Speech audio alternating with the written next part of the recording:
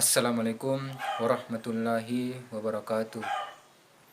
Perkenalkan, nama saya Hafid, mahasiswa IAIN Palopo, Program Studi Pendidikan Agama Islam, Fakultas Tarbiyah dan Ilmu Keguruan, mahasiswa semester 4, guna menyelesaikan mata kuliah Pendidikan Agama Islam, yaitu mata kuliah Teknologi Pembelajaran Berbasis IT, yaitu membuat suatu video pembelajaran. Ikuti terus videonya.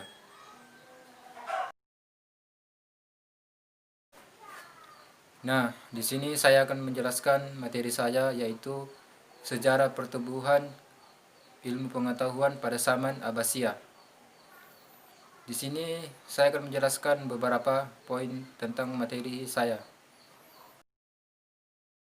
Nah, di sini saya akan menjelaskan poin yang pertama, yaitu semangat keteladanan para imam muslim dalam menumbuh kembangkan ilmu pengetahuan dalam kehidupan sehari-hari.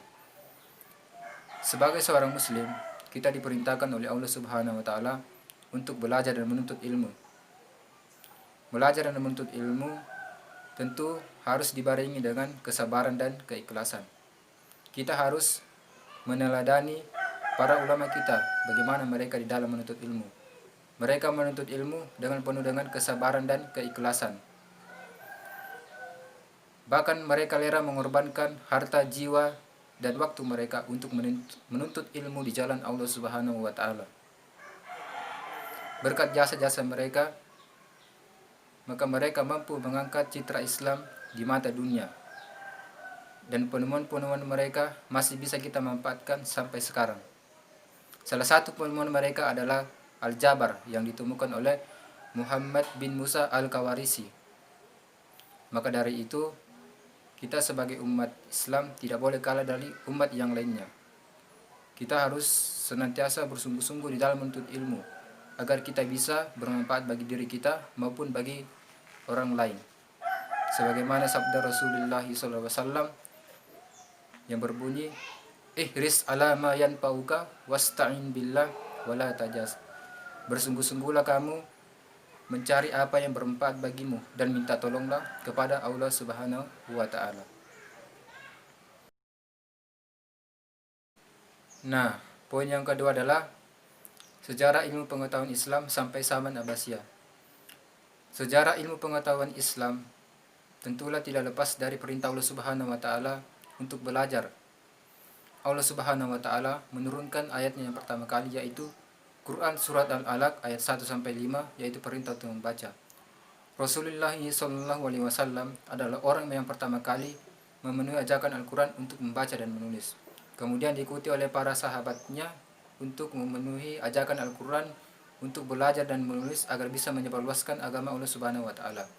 Keahlian para sahabat bukan cuma hanya di bidang agama saja, namun di bidang yang lainnya seperti peradilan dan hukum. Sejak Rasulullah SAW dan sahabatnya di Madinah, mereka mulai belajar dan mengajar Al-Quran di dalam masjid. Para ulama dan pembesar-pembesar Islam juga mulai mendirikan lembaga khusus belajar yang menyatu dengan masjid. Kemudian para sahabat juga mendirikan ruang khusus belajar seperti pesantren dan asrama. Nah, puncak kejayaan Islam adalah pada masa Khalifah Harun ar-Rasyid dan putranya Al-Maktum. Pada zaman itu berdirilah Baitul Hikmah, yaitu lembaga pendidikan yang terkhusus untuk menerjemahkan bahasa asing ke dalam bahasa Arab.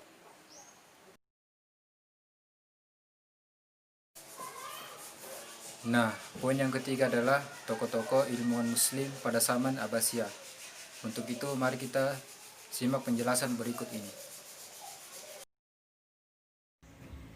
Yang pertama adalah pada bidang kedokteran ada Ibnu Sina, Abu Ali Al-Husaini bin Abdullah bin Sina. Yang kedua Abu Walid Muhammad bin Ahmad bin Rushd.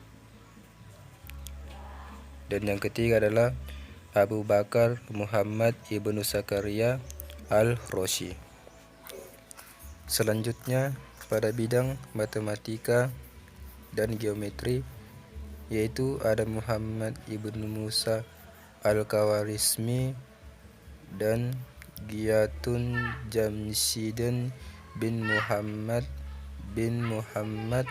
Al-Qashi. Yang ketiga ada Al-Sabi Sabit bin Qurra Al-Hurrani. Dan yang keempat ada Abu Ali Al-Hasan ibnu Al-Haytham.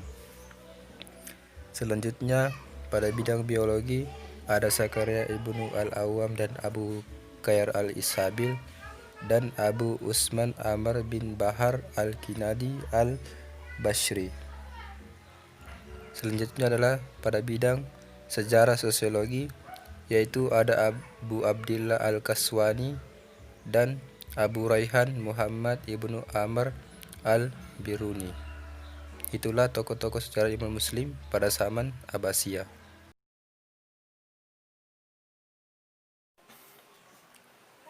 Poin yang terakhir adalah hikmah mempelajari sejarah pertumbuhan ilmu pengetahuan Islam pada zaman Abbasiyah. Nah, hikmah yang pertama yang bisa kita petik adalah sebagai referensi kita untuk belajar. Yang kedua adalah untuk mempertimbangkan ilmu pengetahuan masa kini dengan ilmu pengetahuan masa lampau. Yang ketiga adalah sebagai contoh individu teladan bagi kita. Yang keempat adalah untuk mengetahui mengapa mereka bisa maju dan mengapa mereka bisa mundur. Dan yang kelima adalah untuk menyempurnakan pemikiran kita tentang agama Islam.